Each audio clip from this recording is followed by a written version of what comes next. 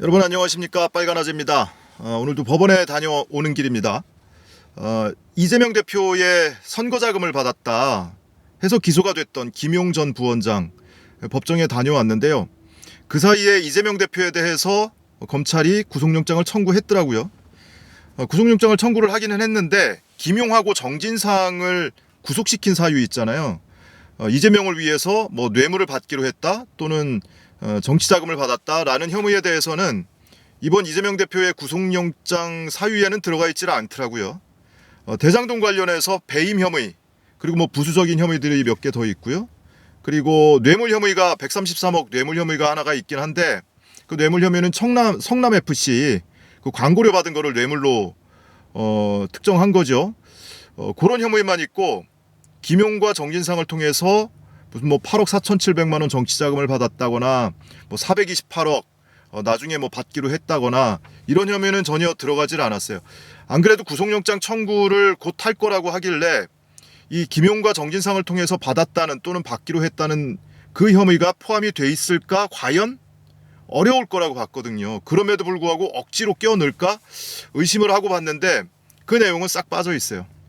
그만큼 입증이 어렵다는 얘기입니다. 입증이 어렵다는 얘기고, 역시나 뭐 정성호 의원이 김용이나 정진상 실장 접견한 걸 가지고 그 뭐 측근을 통해서 회유하려는 정황이 있다 이러면서 구속 필요 사유에 적시를 했다고 하더라고요. 그러니까 검찰이 다 그렇게 준비를 해놓고 일정에 맞춰서 진행을 해오던 거죠.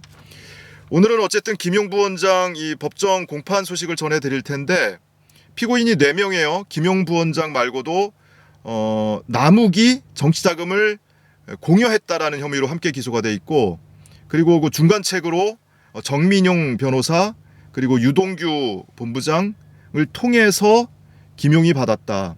남욱이 돈을 줬고 정민용이 받아서 유동규를 전달한 것. 그래서 요 3명은 다 돈 주고받은 거를 다 인정을 해요. 근데 이제 유동규와 김용 사이에서 갈리는 거죠. 유동규는 그 돈 받아서 일부는 내가 쓰기도 했지만 6억 원을 줬어, 김용한테. 정치자금으로 준 거야. 근데 김용 부원장은 나는 받은 적이 없어. 유동규한테 돈 받은 적이 없어. 이런 거예요. 이게 이제 핵심 쟁점이거든요.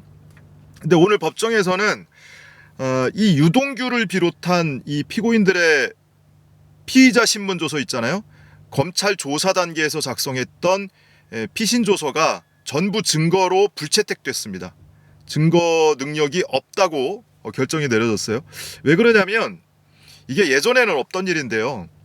검찰 조사 단계에서 피의자가 검찰에 출석해서 신문을 받잖아요. 조서가 작성되잖아요. 조서를 쓰는 주체는 검사입니다.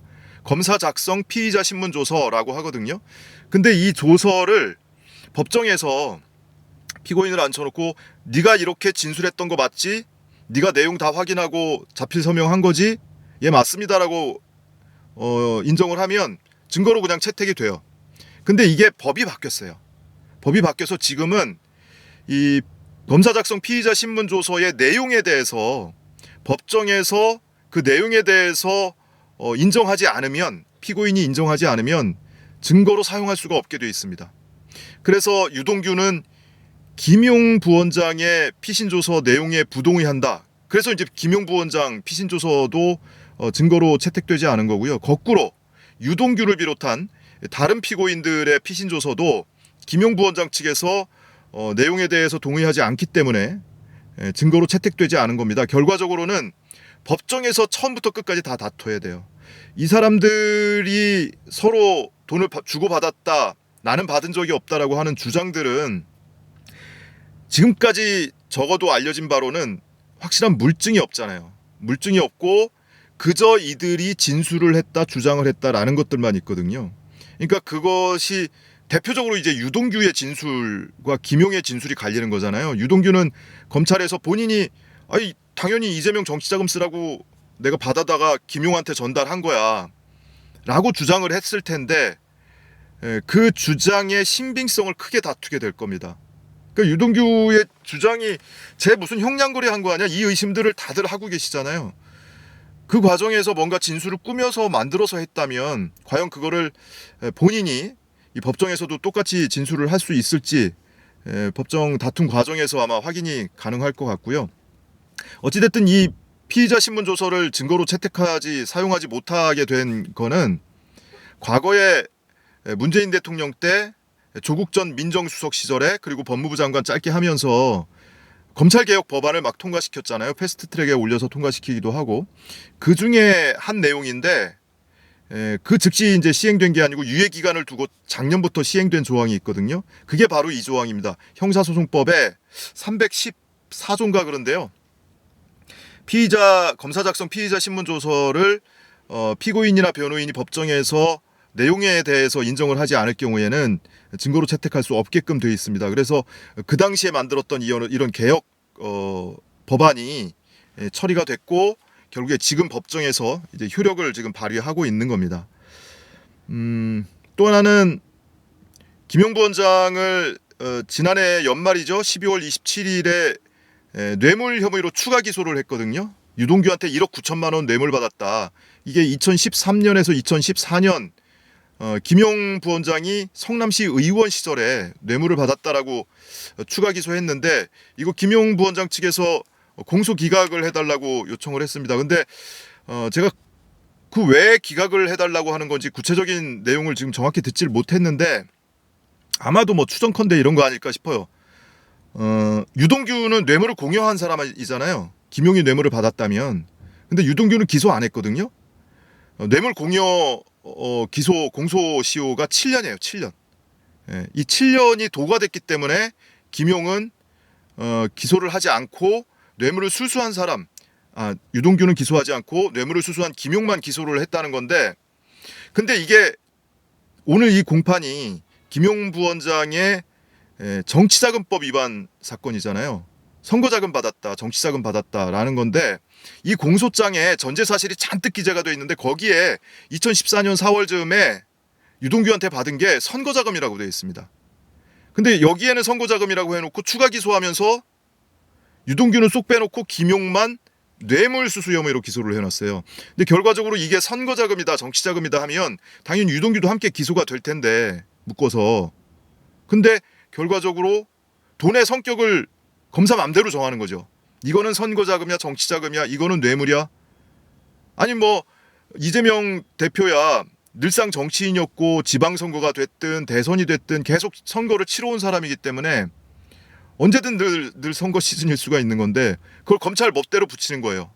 그러면서 이거를 여기에다가는 정치자금을 하고 써놓고 정작 김용 부원장을 추가 기소할 때는 뇌물이라고 기소해놓고 그래서 유동규는 또 뇌물 공여 공소시효가 도가 돼서 기소를 하지 않는 이런 방식을 취한 것 아닌가. 결국에 이런 과정에서 유동규하고 검찰 사이에 거래가 있는 것 아닌가 이렇게 의심을 받고 있잖아요. 아마 이런 내용 때문에 추가로 기소된 뇌물 혐의에 대해서는 공소기각을 구하는 것 같고요. 그다음에 김용부 원장이 오늘 공판 준비기일임에도 불구하고 본인이 직접 발언 신청을 했어요. 공판 준비기일에는 이제 다들 아시죠? 룰 미팅이기 때문에 피고인이 출석을 할 의무가 없거든요. 그래서 안 나와도 되는데 오늘 이 피고인 4명 중에 김용부 원장하고 정민용 변호사는 나왔어요. 근데 김용부 원장이 직접 발언 기회를 신청을 해서 뭐라고 했냐면 이제 증거에 대해서 검찰이 증거를 잔뜩 냈는데 그 내용 검찰에 낸 증거 목록 중에 보면 경기도 대변인 시절이나 본인이 정치 활동을 하거나 또는 대선 캠프에서 활동을 했던 내용을 다룬 신문 기사, 언론 기사가 110여 건 증거로 제출돼 있고 그리고 본인의 개인 블로그나 SNS 글이 30여 건 그리고 대선 기간에 지지자들이 뭐 글이 됐든 사진이 됐든 캠프로 막 이거저거 막 보내줄 거 아니에요. 그걸 캠프에서 정리해서 취합했던 파일 그거를 60여 건을 증거로 제출을 했다는 거예요. 그리고 그 밖에도 뭐 시의원 시절에 회의록 이런 것이 이제 수천 페이지가 제출되고 했다는데 이런 것들이 도대체 2021년에 유동규한테 8억 4,700만 원이 됐든 또는 6억이 됐든 정치자금을 수수했다라는 것과 도대체 무슨 관련이 있다는 거냐. 본인의 SNS 글, 블로그 글, 그리고 과거에 뭐 그 경기도 대변인 하면서 신문에 났던 기사 이런 게 도대체 무슨 연관이 있느냐. 그러니까 이걸로 증거 목록을 잔뜩 부풀려 놓고 결국에 증거 물량을 키워 놓고 이걸 가지고 무슨 범죄 혐의가 많은 것처럼 또는 입증된 것처럼 자료가 많은 것처럼 이렇게 가정하려고 하는 것 아니냐, 그런 주장을 하기도 했습니다. 근데 그건 뭐 이미 제출된 증거고, 다만 이제 공판 심리하는 과정에서 신문 기사 그 내용에 대해서 다투는 거야, 아니면 그 당시 상황에 대해서 이야기하고자 하는 거야. 그 입증 취지에 따라서 뭐 배척을 하거나 채택할 수도 있겠지만, 결국에 뭐 본인이 보기 힘들다.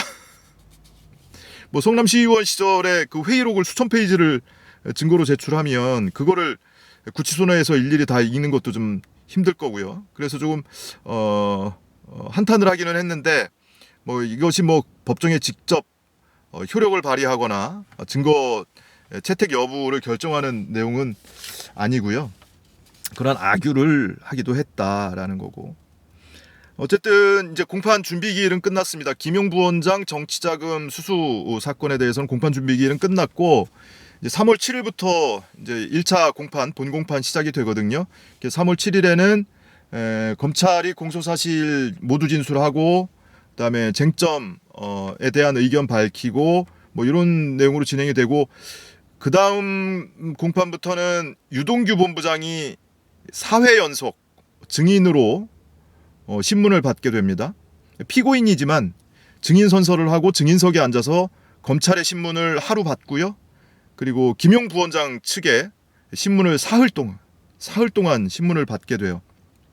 우선은 정치자금법 위반 혐의에 대해서만 받는 거고, 이제 뇌물 사건은 정치자금법 사건 이후에 이어서 다루기로 했기 때문에 유동규 본부장에 대한 증인 신문이 검찰과 김용 부원장 측에 의해서 총 4일 동안 신문을 받게 될 거고, 그 이후에도 뭐 김만배, 남욱, 정영학 등등등 이 대장동 일당들에 대한 증인 신문이 줄줄이 지금 예정돼 있습니다. 자, 이런 내용이 오늘 주된 내용이고요. 아무튼 저는 이걸 법정에서 이게 실행되는 걸 처음 봤거든요.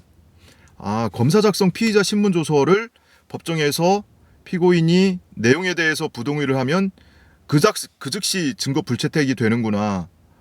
이거 굉장히 중요한 내용이에요. 왜냐하면 조국 전 장관이 이 개혁안 만들 때 검찰의 수사기관의 무리한 수사, 강압적인 수사를 통해서 자백을 강요받는 경우가 있단 말이에요.